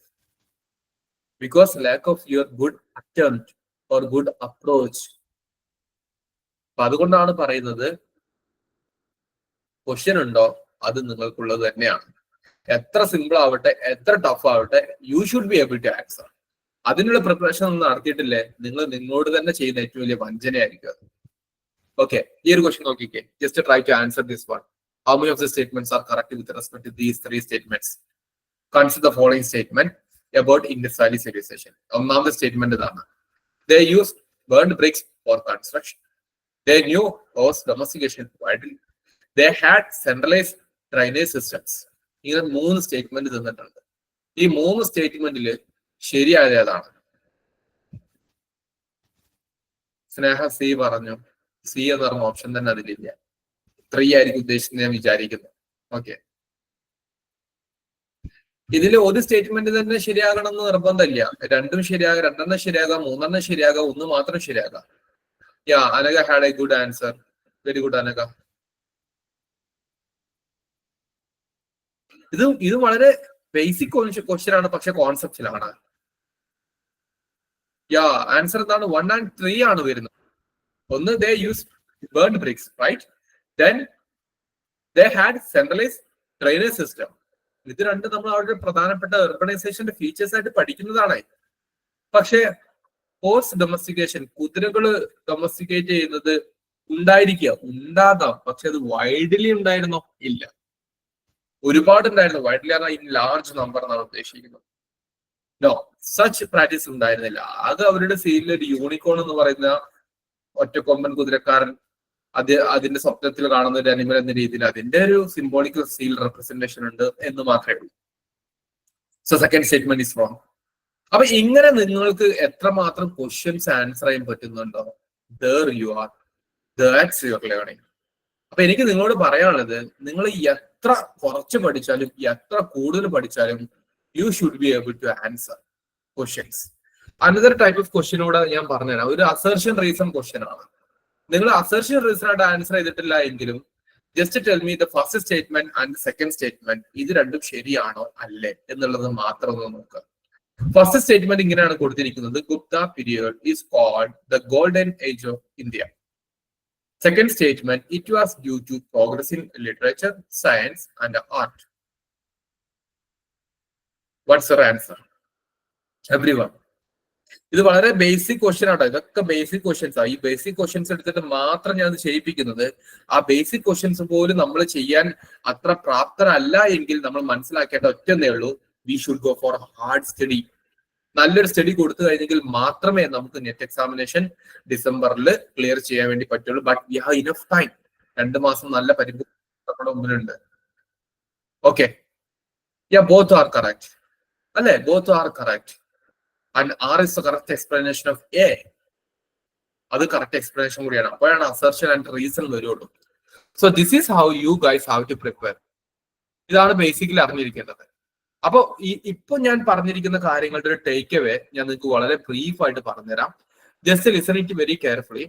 ഞാൻ പറഞ്ഞിരിക്കുന്ന കാര്യം ഇത്രയേ ഉള്ളൂ. നെറ്റ് എക്സാമിനേഷനിൽ നിങ്ങൾ ഏൻഷ്യന്റ് ഇന്ത്യൻ ഹിസ്റ്ററി ഒഴിവാക്കിയിട്ടുള്ള ഒരു പഠനം സ്വപ്നം പോലും കാണാൻ നിൽക്കരുത്. നിങ്ങൾ ഡിസംബറിൽ എഴുതാം, ഒന്ന് എഴുതി നോക്കട്ടെ സാറേ, ചിലപ്പം കിട്ടിയാലോ. കിട്ടാൻ പോകാൻ ഇത് ബിരിയാണി അല്ല വെറുതെ കൊടുക്കുന്നുണ്ട് വിചാരിച്ച് കിട്ടാൻ. അങ്ങനെ പോയിട്ട് കിട്ടാത്ത ഒരുപാട് പേരുണ്ട് അല്ലെ. നിങ്ങൾ ഞാൻ പറയുന്നതോട് യോജിക്കുന്നില്ലേ? വൺസ് നിങ്ങൾ എവിടെയും ഒരു ഹാർഡ് പ്രിപ്പറേഷൻ കൊടുക്കാതെ ഒന്ന് എഴുതി നോക്കാം, ഞാനൊന്ന് പോയി നോക്കട്ടെ കിട്ടിയാലോ എന്ന് വിചാരിച്ച് പോയിട്ട് ഇത് നമ്മളെ കൊണ്ട് കൂട്ടിയാൽ കൂടുന്നതല്ല എന്ന് തിരിച്ച് മനസ്സിലാക്കിയിട്ട് പല ആൾക്കാരും ക്രിസ്റ്റലിൽ വന്ന് കോച്ചിങ് എടുത്തിട്ടുള്ള ആൾക്കാരുണ്ടാവും. യാ താങ്ക് യു. ഓക്കെ, കുറെ ആൾക്കാർ യെസ് കോമെന്റ് ചെയ്യുന്നുണ്ട്. That's very important thing. കാരണം നമ്മൾ പഠിച്ച ഡിഗ്രി ലേണിംഗ് അല്ല, PG ലേണിംഗ് അല്ല നെറ്റ് എക്സാമിനേഷന്റെ ലേണിംഗ്. അതൊരു കോമ്പറ്റിറ്റീവ് എക്സാമിനേഷൻ ആണ്. ആ ട്രെൻഡ് മനസ്സിലാക്കിയിട്ട് തന്നെ നമ്മൾ പഠിക്കണം. അപ്പൊ ഏൻഷ്യൻ ഇന്ത്യൻ ഹിസ്റ്ററിയോ മിഡിവൽ ഇന്ത്യൻ ഹിസ്റ്ററിയോ മോഡേൺ ഇന്ത്യൻ ഹിസ്റ്ററിയോ മിസ്സാക്കിയിട്ടുള്ള ഒരു പഠനത്തെ കുറിച്ച് നിങ്ങൾ സ്വപ്നം കാണേ വേണ്ട. അപ്പൊ വീട്ടിൽ സ്വപ്നം കണ്ടെത്തി ജാർഫ് കിട്ടും വിചാരിച്ച സ്വപ്നം കാണാനേ പറ്റുള്ളൂ, കിട്ടത്തില്ല. അത് ഒന്നാമത്തെ കാര്യം.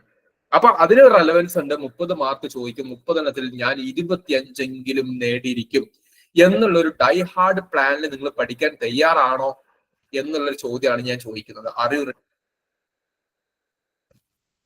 നിങ്ങൾ വളരെ സീരിയസ് ആണോ? റെഡി ആണോ? റെഡി ആണെങ്കിൽ ഞാൻ നിങ്ങൾക്ക് ഒരു ഷെഡ്യൂൾ അങ്ങ് കാണിച്ചു തരും. ആ ഷെഡ്യൂളാണ് അടുത്ത് ഞാൻ ഡിസ്കസ് ചെയ്യാൻ വേണ്ടി പോകുന്നത്.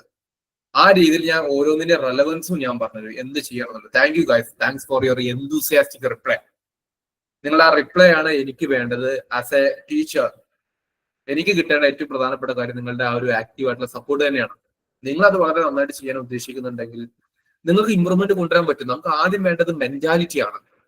ഇതെന്നെ കൊണ്ട് പഠിച്ചെടുക്കാൻ വേണ്ടി പറ്റും എന്ന് പറയുന്ന ഒരു മെന്റാലിറ്റി അത് ഉണ്ടോ? Definitely we can do that. അപ്പൊ ഏൻഷ്യൻ ഇന്ത്യൻ ഹിസ്റ്ററി വളരെ ക്രൂഷ്യൽ ആണെന്നുണ്ടെങ്കിൽ അടുത്ത നിങ്ങളുടെ മനസ്സിലോട്ട് വരേണ്ട കാര്യമാണ്, നിങ്ങൾ പഠിക്കുന്ന സമയത്ത് ബേസിക്സ് പഠിക്കുന്നുണ്ടാവും, ഒരുപാട് കാര്യങ്ങൾ. അത് ഓക്കെ, അത് നിങ്ങൾക്ക് കിട്ടുന്നുണ്ടാവും. കിട്ടാത്ത മൊമെന്റ്സും വരും, ദാറ്റ്സ് ഓക്കെ. പക്ഷെ നിങ്ങൾ പഠിക്കുമ്പോൾ, ഇപ്പൊ നിങ്ങൾ ഫോർ എക്സാമ്പിൾ നിങ്ങൾ ഇൻഡസ് വാലി സിവിലൈസേഷൻ ആണ് പഠിക്കുന്നത് വിചാരിക്കുക. പഠിക്കുകയാണെങ്കിൽ പോലും നിങ്ങൾ അവിടെ ഫോക്കസ് ചെയ്യേണ്ടത് പേഴ്സണാലിറ്റീസ്, ലിറ്ററേച്ചർ, അഡ്മിനിസ്ട്രേഷൻ, ഇങ്ങനത്തെ കുറച്ച് കാര്യങ്ങളാണ് ഫോക്കസ് ചെയ്യേണ്ടത്. അപ്പൊ നമുക്ക് സംശയം ഉണ്ടാവും, സാറേ ഇൻഡസ് വാലിയിൽ ആരൊക്കെ ജീവിച്ചത്, രാജാവിന്റെ പേരെന്ത് നമുക്ക് അറിയില്ലല്ലോ അല്ലെ. പേഴ്സണാലിറ്റീസ് അവിടെ പുസ്തകങ്ങൾ എഴുതിയതായിട്ട് നമുക്ക് വലിയ അറിവില്ലല്ലോ. നമ്മൾ ആകെ സീലിൽ നിന്നുള്ള ഡോക്യുമെന്റേഷൻ ഒക്കെ അല്ലേ കിട്ടുന്നത്. അപ്പൊ അങ്ങനെ തോന്നുമ്പോൾ നിങ്ങൾ മനസ്സിലാക്കി വെക്കേണ്ടത് നെറ്റ് എക്സാമിനേഷനിൽ അവിടെ ചോദിക്കാൻ വേണ്ടി പോകുന്നത് മോസ്റ്റ് ഇമ്പോർട്ടന്റ് ആർക്കിയോളജിസ്റ്റ് എന്നുള്ളതാണ്. അപ്പൊ നിങ്ങൾ ചെയ്യേണ്ടതാണ്, ഈ ഏൻഷ്യൻ ഇന്ത്യൻ ഹിസ്റ്ററിയുടെ ബുക്കില് ഞാൻ ഇവിടെ വളരെ കൃത്യമായിട്ട് കൊടുത്തിട്ടുണ്ട്. നോട്ട് ഫ്രം ഉപീന്ദ്ര കഴിഞ്ഞിട്ട് page number okay,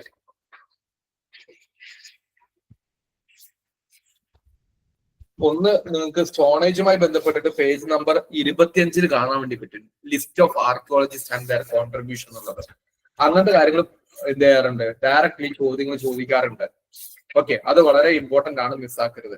then page number 54 54 Indus Valley സിവിലൈസേഷന്റെ list of famous historians and archaeologist എന്ന് പറയുന്ന കാര്യം ഇവിടെ നിന്നുണ്ട്, കൃത്യമായിട്ട് കൊടുത്തിട്ടുണ്ട്. അപ്പോൾ അതാണ് നിങ്ങൾ ചെയ്യേണ്ടത്. നിങ്ങൾ പഠിക്കുന്ന ടോപ്പിക്കിൽ നമുക്ക് സാർ ആർക്കിയോളജിസ്റ്റ് അല്ല, ഇത് പേഴ്സണാലിറ്റീസ് ഇല്ലല്ലോ, രാജാക്കന്മാരില്ലല്ലോ എന്ന് വിചാരിച്ചിരിക്കരുത്. രാജാക്കന്മാർ മാത്രമല്ല, ആർക്കിയോളജിസ്റ്റ് വെച്ചിട്ട് ചോദ്യം ചോദിച്ചേക്കാം. അവരുടെ പ്രധാനപ്പെട്ട ഗ്രന്ഥങ്ങൾ ഉണ്ടെങ്കിൽ അത് വെച്ചിട്ട് ചോദ്യം ചോദിച്ചേക്കാം. ഓക്കെ, അപ്പൊ ആ രീതിയിൽ വേണം നമ്മൾ മനസ്സിലാക്കി വെക്കാൻ എന്നുള്ളത് അറിഞ്ഞിരിക്കുക. അപ്പൊ നിങ്ങൾ ഫോക്കസ് ചെയ്യേണ്ടത് പേഴ്സണാലിറ്റീസ് ആൻഡ് ലിറ്ററേച്ചർ, ഇത് രണ്ടും നിങ്ങൾ സൂപ്പർ ഇമ്പോർട്ടൻസ് കൊടുത്തോ. അടുത്ത നെറ്റ് എക്സാമിനേഷൻ കഴിഞ്ഞ് വന്നിട്ട് റിസൾട്ട് വരുമ്പോൾ നിങ്ങൾ എന്നോട് നന്ദി പറയും.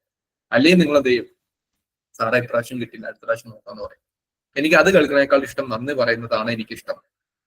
അപ്പൊ അതിനുവേണ്ടി നിങ്ങൾ പഠിക്കുമ്പോൾ ത്രൂ ഔട്ട് ആൻഷ്യന്റ് മിഡീവലും നിങ്ങൾ നല്ലതുപോലെ ശ്രദ്ധിക്കേണ്ടതാണ് പേഴ്സണാലിറ്റീസ് ആൻഡ് ലിറ്ററേച്ചർ എന്നുള്ളത്. മോഡേൺ ഇന്ത്യ എത്തുമ്പോൾ കുറച്ചുകൂടെ ട്രെൻഡ് മാറുന്നുണ്ട്, that we can discuss later. പിന്നെ PYQ ഡ്രിവൺ ആയിട്ടുള്ള അപ്രോച്ച് വേണം. കാരണം നമുക്ക് സ്മാർട്ട് പ്രിപ്പറേഷനിൽ PYQസിന്റെ റോൾ നല്ല കൂടുതലാണ്. പിന്നെ നോട്ട് മേക്കിംഗ് ആണ്. നോട്ട് മേക്കിംഗ് ഇത്രയേ ഉള്ളൂ. നമ്മൾ വളരെ ബേസിക് എവിടെന്നെങ്കിലും കിട്ടുന്ന 4 പോയിന്റ് എഴുതി വെക്കാതെ നെറ്റ് എക്സാമിനേഷൻ എന്താണ് നമുക്ക് വേണ്ടത് എന്നുള്ളത് മനസ്സിലാക്കാൻ ശ്രമിക്കണം. അത് ഞാൻ ഇവൻച്വലി നിങ്ങൾക്ക് കുറച്ച് കാര്യങ്ങൾ ഓൾറെഡി നിങ്ങൾക്ക് ക്ലാസ് നോട്ട്സ് കിട്ടുന്നുണ്ട്, അതേപോലെ ഇങ്ങനത്തെ സ്റ്റഡി മെറ്റീരിയൽ കിട്ടുന്നുണ്ട്. അത് വെച്ചിട്ട് നിങ്ങൾ പഠിച്ചാലും മതി. അപ്പൊ ഇനി പഠിച്ചിട്ട് നിങ്ങളുടെ പെർഫോമൻസ് കാഴ്ചവെക്കുക എന്നുള്ളതാണ് അടുത്ത് നിങ്ങൾ ചെയ്യേണ്ടത്. അപ്പൊ പെർഫോമൻസ് കാഴ്ചവെക്കാൻ വേണ്ടി ഞാൻ നിങ്ങൾക്ക് ഒരു ഷെഡ്യൂൾ ഇവിടെ റെഡിയാക്കി വെച്ചിട്ടുണ്ട്. Let me show you that guys.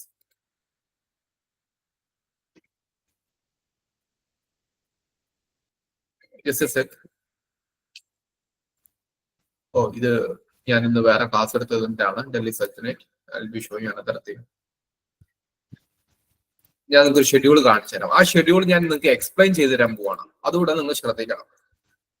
നിങ്ങൾ റെലവൻസ് മനസ്സിലാക്കിയിട്ട് ഷെഡ്യൂളൊക്കെ വെച്ചിട്ട് വളരെ കൃത്യമായിട്ട് പഠിക്കുമ്പോൾ finally you will be able to have a good performance.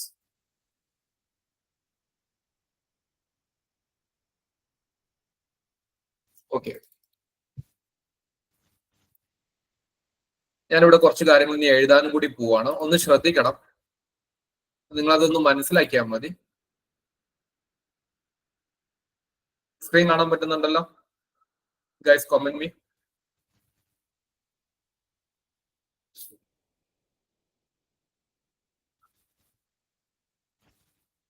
Okay, now listen. നിങ്ങൾ ആൻഷ്യന്റ് ഇന്ത്യ പഠിക്കുന്ന സമയത്ത് എങ്ങനെ അപ്രോച്ച് ചെയ്യണം എന്നുള്ളതിന്റെ ഞാനിവിടെ നമ്മൾക്ക് ക്ലാസ് എടുത്തിരിക്കുന്നതിന്റെ കോണ്ടന്റ് വെച്ചിട്ട് ഞാൻ ഒരു ബ്രീഫ് എക്സ്പ്ലനേഷൻ നൽകാൻ വേണ്ടി പോവാണ് ഫോർ ദ നെക്സ്റ്റ് 10 minutes. അതോടുകൂടെ നമ്മൾ ഇന്നത്തെ സെഷൻ നിർത്തും. അപ്പൊ ആൻഷ്യന്റ് ഇന്ത്യയിൽ നിങ്ങൾക്ക് ഞാൻ ടോട്ടൽ നൽകാൻ വേണ്ടി പോകുന്നത് ഒരു 25 ഡേയ്സിന്റെ ഷെഡ്യൂളാണ്. Okay, 25 ഡേയ്സിന്റെ schedule. 25 ദിവസം കൊണ്ട് 25 ക്വസ്റ്റ്യൻസ് ആൻസർ ചെയ്യാൻ പറ്റും. അതായത് നെറ്റ് എക്സാമിനേഷൻ, നോട്ട് ഇയർ. ഇവിടെ നിങ്ങൾക്ക് ഒന്നാം ദിവസം നിങ്ങൾ പഠിക്കേണ്ടത് pre historic, stone age and IBC. ഇതിന്റെ ബേസിക്കും അഡ്വാൻസ്ഡ് ആയിട്ടുള്ള ലേണിംഗ് പോകണം. അതിലും നിങ്ങൾ നോക്കേണ്ട എന്താണ്? നിങ്ങൾ എപ്പോഴും നോക്കേണ്ടത് എത്രയാണ്? പേഴ്സണാലിറ്റീസ് ഉണ്ടോ അതുമായിട്ട് അസോസിയേറ്റ് ചെയ്യുന്നത്, അതുമായിട്ട് അസോസിയേറ്റ് ചെയ്യുന്ന ലിറ്ററേച്ചർ ഉണ്ടോ? ഈ 2 കാര്യങ്ങളാണ് നിങ്ങൾ ഫോക്കസ് ചെയ്യേണ്ടത്. അങ്ങനെ നിങ്ങൾ ഒന്നാം ദിവസം pre historic, stone age, IBC എന്ന് പറയുന്ന ക്ലാസ് വീഡിയോസ് ആപ്ലിക്കേഷനിൽ ഉള്ളവര് അത് കണ്ടിട്ടുള്ള ആൾക്കാർ അത് കാണാം. രണ്ടാം ദിവസം IBCയുമായി ബന്ധപ്പെട്ടുള്ള basics, major sites and features ഉള്ള കാര്യങ്ങൾ കാണാം. മൂന്നാം ദിവസം വേദികേജിന്റെ അഡ്വാൻസ്ഡ് എക്സാം ഓറിയന്റഡ് ആയിട്ടുള്ള കാര്യം, മഹാജനപദാസ് അതിന്റെ അഡ്വാൻസ്. ഇത്രയും കാര്യങ്ങൾ കണ്ടു കഴിയുമ്പോൾ നിങ്ങൾ എന്ത് ചെയ്തു? From the very old period till 6th century BC വരെ ആയി. എന്നിട്ട് നിങ്ങൾ ടെസ്റ്റ് 1 അറ്റൻഡ് ചെയ്യുക. ടെസ്റ്റ് 1 നിങ്ങൾക്ക് 25 ക്വസ്റ്റ്യൻസ് ഉണ്ടാവും. ഈ 25 നിങ്ങളുടെ മാർക്ക് അത് ഭയങ്കര ക്രൂഷ്യലാണ്. അതാണ് നിങ്ങൾ ചെയ്യേണ്ടത്. അല്ലാതെ വെറുതെ ഷെഡ്യൂൾ നോക്കല്ല. 25 ക്വസ്റ്റ്യൻസ് ഇവിടെ ഉണ്ടാവും. ഈ 25 ക്വസ്റ്റ്യൻസും മീഡിയം ടൈപ്പ് ഓഫ് ക്വസ്റ്റ്യൻസ് ആയിരിക്കും ഉണ്ടാവുക. I repeat, medium type. വലിയ ടഫുള്ള ക്വസ്റ്റ്യൻസ് ആയിരിക്കില്ല, മീഡിയം ടൈപ്പ് ഓഫ് ക്വസ്റ്റ്യൻസ്. ഈ മീഡിയം ടൈപ്പ് ഓഫ് ക്വസ്റ്റ്യൻസിൽ നിങ്ങൾക്ക് ഒരു 20 ആൻസർ ചെയ്യാൻ പറ്റുന്നില്ലേ? ഇത് നിങ്ങൾ വൃത്തിക്ക് പഠിച്ചിട്ടില്ല എന്നുള്ളതാണ് നിങ്ങളുടെ റിമാർക്ക്. പറ്റിയിട്ടുണ്ടോ? നിങ്ങളുടെ ഫസ്റ്റ് റൗണ്ട് ക്ലിയർ ആണ്. അങ്ങനെ നിങ്ങൾ നോക്കിക്കേ, നിങ്ങൾക്ക് 5 ടെസ്റ്റ് വെച്ചിട്ടുള്ള 5 റൗണ്ടുകളാണ് ഇവിടെ കൊടുത്തിരിക്കുന്നത്. അതിൽ അടുത്ത സെറ്റിലാണ്, അടുത്ത രണ്ടാമത്തെ റൗണ്ടാണ് ഞാൻ R2 കൊടുക്കുകയാണ്, രണ്ടാമത്തെ ഫേസ്. അതിൽ ഫോറിൻ ഇൻവേഷൻ ഉണ്ട്, പേർഷ്യൻ ഇൻവേഷനും അലക്സാണ്ടർ ഇൻവേഷൻ ഒക്കെ വരുന്നത്. പിന്നെ മൗര്യൻ എംപയറിന്റെ 2 കാര്യങ്ങൾ. പിന്നെ ആൻഷ്യന്റ് ഇന്ത്യയിലെ ഏറ്റവും ഫേമസ് ആയിട്ടുള്ള റൂളേഴ്സും അവരുടെ ഫീച്ചേഴ്സും. കാരണം ഇത് പേഴ്സണാലിറ്റി സ്പെസിഫിക് ആയിട്ട് ചോദ്യങ്ങൾ ചോദിക്കുന്ന ഏരിയ ആണ്. അത് വെച്ചിട്ട് അടുത്ത 25 ക്വസ്റ്റ്യൻ ടെസ്റ്റ് 2 വരും. പിന്നെ പോസ്റ്റ് മൗര്യൻ പീരിയഡ്, അതിന്റെ പൊളിറ്റിക്കൽ ഹിസ്റ്ററി, സംഘം ഏജുമായി ബന്ധപ്പെട്ടുള്ള കാര്യങ്ങൾ. അതിൽ നിന്നുള്ള ഫേസ് 3, ടെസ്റ്റ് 3, റൗണ്ട് 3, ടെസ്റ്റ് 3. പിന്നെ ഗുപ്ത എംപയർ, അതുമായി ബന്ധപ്പെട്ടുള്ള റൂളേഴ്സ്, ആർട്ട്, ആർക്കിടെക്ചർ, ഗുപ്തന്മാരുടെ കോണ്ടംപററി വകടകാസ്, പുഷ്യഭൂതീസ്, സാലങ്കയനാസ്. ഇത് പലരും കേട്ടിട്ടുണ്ടാവില്ല, ക്ലാസ് റൂം ഇരുന്നത് കേട്ടിട്ടുണ്ടാവും, അല്ലാത്തൊരു കേട്ടിട്ടുണ്ടാവില്ല. ടെസ്റ്റ് 4, 25 ക്വസ്റ്റ്യൻസിൽ കൊണ്ടുപോകും. അപ്പൊ ഓരോ 25 ക്വസ്റ്റ്യൻസിലും നിങ്ങൾക്ക് 22 ആൻസർ ചെയ്യാൻ പറ്റുന്നില്ലെങ്കിൽ നിങ്ങൾ ശ്രദ്ധിക്കേണ്ട കാര്യം എന്താണ്? നിങ്ങളുടെ ലേണിംഗ് പ്രോസസ്സ് ശരിയായിട്ടില്ല എന്നുള്ളതാണ്. ഇവിടെ ശരിയല്ല എന്ന് ഉറപ്പിച്ചിട്ട് പരീക്ഷയോട് പോയിട്ട് ശരിയാകും എന്ന് വിചാരിച്ചിട്ടുള്ള കാര്യമുണ്ടോ? ഇല്ല. അപ്പൊ ഇത് ഷെഡ്യൂൾ കൃത്യമായിട്ട് ഫോളോ ചെയ്യുക എന്നുള്ളതാണ് ഒരു ആസ്പിറന്റ് ചെയ്യേണ്ട ഏറ്റവും പ്രധാനപ്പെട്ട കാര്യം. ഈ റൗണ്ട് 4 കഴിഞ്ഞതിന് ശേഷം നിങ്ങൾ നോക്കിക്കേ, ഇതിന്റെ പ്രത്യേകത എന്താ? Anyone? All these things. Round 5ന്റെ പ്രത്യേകത എന്താ? ഇത് ലാസ്റ്റിലാണ് നമ്മൾ വെച്ചത്. എനിവൺ?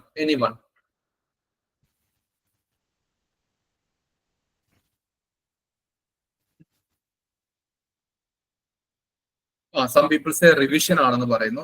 അത്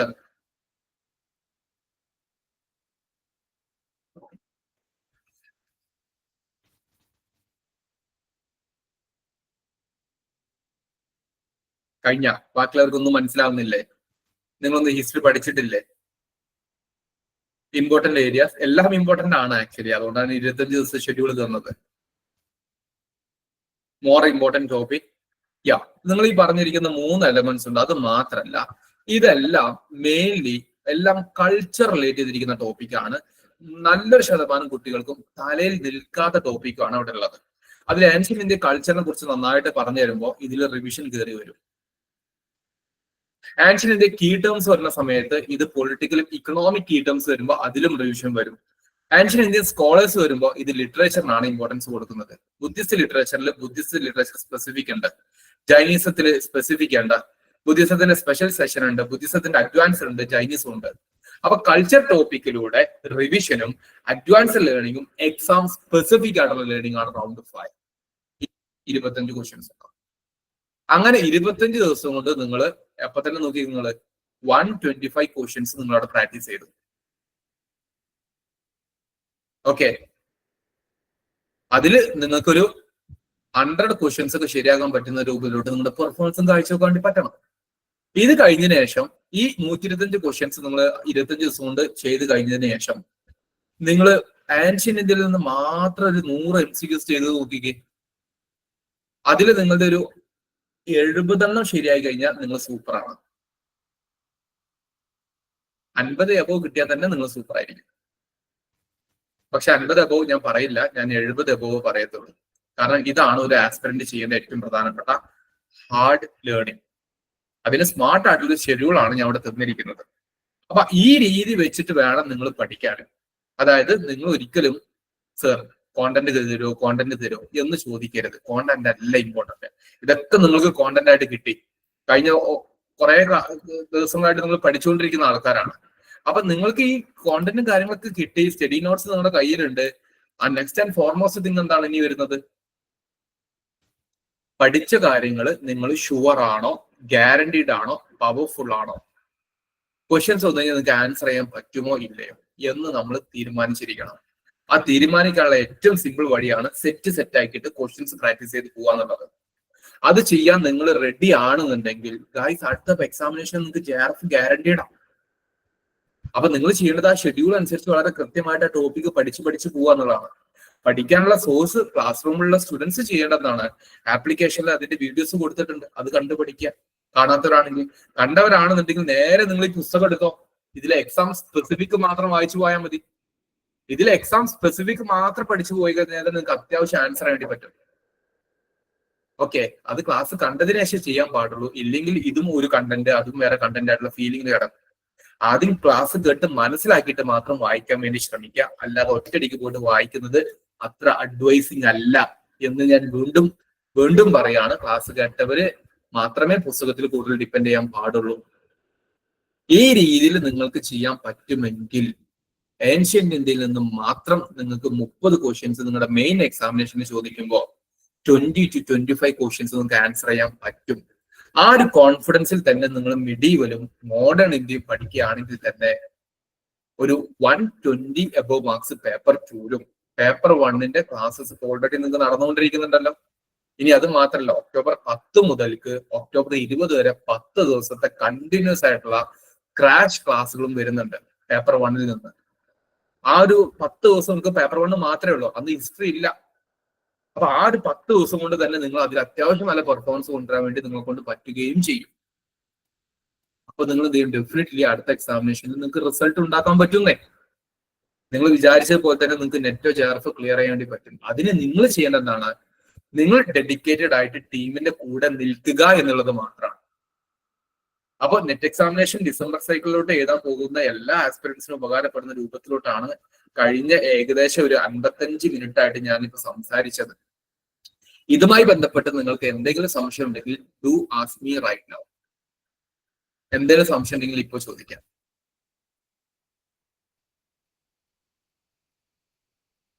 എനിവൺ, എനി ഡൗട്ട്?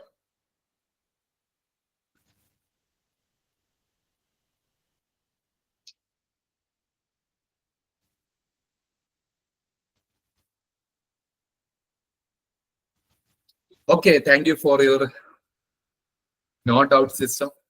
ഡൗട്ട് വരേണ്ട കാര്യങ്ങളൊന്നും ഇല്ലെന്ന് തോന്നുന്നു, കാരണം ഞാൻ അത്രയും കറക്റ്റ് ആയിട്ട് പറയാൻ വേണ്ടി ശ്രമിച്ചിട്ടുണ്ട്. ഇനി നിങ്ങൾ ചെയ്യേണ്ടത്, നിങ്ങൾക്ക് ഈ ഷെഡ്യൂൾ ഒന്ന് തരും. അപ്പൊ ആ ഷെഡ്യൂൾ ആസ് യൂഷ്വൽ പ്രിന്റ് എടുക്കാൻ വേണ്ടി ശ്രമിക്കുക. എന്നിട്ട് വീട്ടിൽ ഒട്ടിക്കുക. വീട്ടിലോ പഠിക്കുന്ന എവിടെയാണോ അവിടെ ഒട്ടിക്കാൻ വേണ്ടി നോക്കുക, അല്ലെങ്കിൽ ടേബിളിൽ വെക്കുക. എന്നിട്ട് എപ്പോഴും അത് എടുത്ത് നോക്കിയിട്ട് ഞാൻ ഈ ഏരിയ കവർ ചെയ്തിട്ടുണ്ടോ എന്നുള്ളൊരു ചിന്താഗതി എപ്പോഴും ഉണ്ടാവുക. ഉണ്ടെങ്കിൽ അതുമായി ബന്ധപ്പെട്ട ക്വസ്റ്റ്യൻസ് എനിക്ക് ആൻസർ ചെയ്യാൻ പറ്റിയിട്ടുണ്ട്, എത്രയാണ് മാർക്ക്. അപ്പൊ ഓൺലൈൻ ടെസ്റ്റ് തന്നെയല്ലേ നമ്മൾ പ്രാക്ടീസ് ചെയ്യുന്നത്. ഓൺലൈൻ ടെസ്റ്റ് ആയിട്ട് നമുക്ക് പ്രാക്ടീസ് ചെയ്യുമ്പോൾ 25ൽ എത്ര ശരിയാണെന്നുള്ള ചാർട്ട് നമുക്ക് അപ്പൊ തന്നെ റിസൾട്ട് കിട്ടില്ലേ. അപ്പൊ അതനുസരിച്ച് ഇമ്പ്രൂവ്മെന്റ് കൊണ്ടുവരിക. മൈ ഡിയർ സ്റ്റുഡൻസ്, എനിക്ക് ഒറ്റ റിക്വസ്റ്റേ ഉള്ളൂ, ഷെഡ്യൂൾ അനുസരിച്ചുള്ള ഒരു കാര്യം പോലും നിങ്ങൾ മിസ്സാക്കരുത്. അതിന് നിങ്ങൾ രാവിലെയോ രാത്രിയോ എപ്പോഴാണ് വീഡിയോ ഒക്കെ കണ്ട് പഠിക്കാൻ സമയം കിട്ടുന്നത് ആ സമയത്ത് പുറത്തേക്ക് പഠിക്കുക. ആ രീതിയിൽ മാക്സിമം എന്ത് ചെയ്യുക, പഠനത്തിന് ഫോക്കസ് നൽകുക എന്നുള്ള ഒരൊറ്റ കാര്യമാണ് എനിക്ക് ഇപ്പൊ പറയാനുള്ളത്. ഇന്നത്തെ ഈ ഒരു മെന്റർഷിപ്പ് ഓറിയന്റഡ് ആയിട്ടുള്ള ഒരു സ്പെഷ്യൽ സെഷൻ റിഗാർഡിങ് ആൻഷ്യന്റ്, ഞാൻ ആദ്യം വിചാരിച്ചിരുന്നത് മുഴുവനും പറയണം എന്നുള്ളതായിരുന്നു. പക്ഷെ എനിക്ക് കുറച്ചുകൂടെ തോന്നിയത് ഒരു മൈക്രോ അനാലിസിസ് ആയിരിക്കും ബെറ്റർ എന്നുള്ളത്. കാരണം ആ മൈക്രോ അനാലിസിസിന് കുറച്ചുകൂടെ നിങ്ങളെ സബ്ജക്റ്റുമായിട്ട് അലൈൻ ചെയ്ത് കൊണ്ടുപോകാൻ പറ്റും. അതുകൊണ്ടാണ് ഒരു ഷെഡ്യൂൾ ഞാൻ ക്രിയേറ്റ് ചെയ്ത് തന്നതും. ആ ഷെഡ്യൂൾ അനുസരിച്ചിട്ട് നിങ്ങൾക്ക് പഠിക്കാൻ പറ്റുവാണെന്നുണ്ടെങ്കിൽ അതിൽ ഫോക്കസ് നൽകിയാൽ മതി. ഇത്രയും കാര്യങ്ങൾ ക്ലിയർ ആണ് എന്നുണ്ടെങ്കിൽ ഒരു കമന്റ് നൽകാവോ?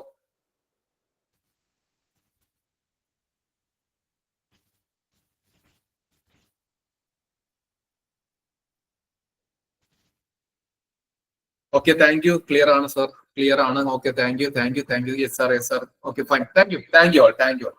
ഞാൻ നിങ്ങളുടെ ഇതേ ഒരു സപ്പോർട്ടും ആക്റ്റീവ് ആയിട്ടുള്ള ഒരു കൂടെ നിന്ന് പഠിക്കാനുള്ള ഒരു മനോനിലയും ഞാൻ ഈ ടെസ്റ്റിന്റെ ഭാഗമായിട്ടുള്ള നമ്മുടെ റിവിഷൻ ഷെഡ്യൂളിലൊക്കെ ഞാൻ പ്രതീക്ഷിക്കുന്നുണ്ട്. ഉണ്ടെങ്കിൽ കൂടെ നിൽക്കുന്നവർക്ക് ഡെഫിനറ്റ്ലി ക്ലിയർ ചെയ്യാൻ പറ്റും എന്നുള്ള കാര്യം മാത്രം പറഞ്ഞിട്ട്, thanks for joining today's session and let it be a good support for your learning system എന്ന് മാത്രം ആശംസിച്ചുകൊണ്ട് ഞാൻ നിർത്താണ്. That's all for today guys. Thank you. Good night.